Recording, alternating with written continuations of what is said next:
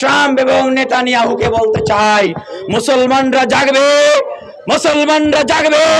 আজকে আমি ভাবতেছি আমি ভালো আছি, সে ধ্বংস হয়ে যাচ্ছে, আসলে তা না। ইসরায়েলকে এই বার্তা দিতে চাই যে মনে রেখো, মুসলমানরা কখনোই দমে যায়নি।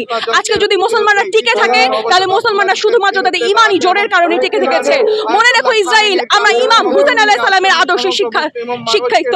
মনে রেখো ইসরায়েল, আমরা ইমাম হুসেন আলাইহিস সালামের আদর্শে শিক্ষিত। ইমাম হুসেন আলাইহিস সালাম যে বিপ্লব, যে শিক্ষা আমাদের দিয়ে গেছে তা কখনো দমে যাবে না। মানবতাবাদী মানুষের পক্ষে লড়াই করছে ইরান, আমরা ইরানের সাথে আছি। We support Iran, we hate terrorist Israel.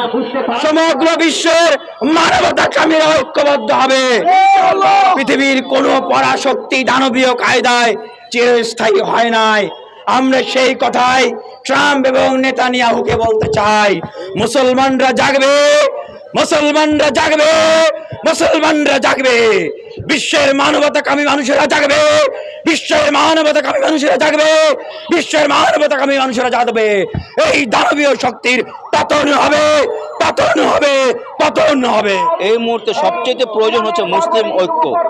আপনারা নিজেদের মাঝে বিভেদ সৃষ্টি করতেছেন, আর সেই বিভেদের সুযোগ নিচ্ছে হচ্ছে জায়নবাদীরা, ইহুদিরা। তারা সবসময় আমাদের প্রকাশ্য শত্রু ছিল।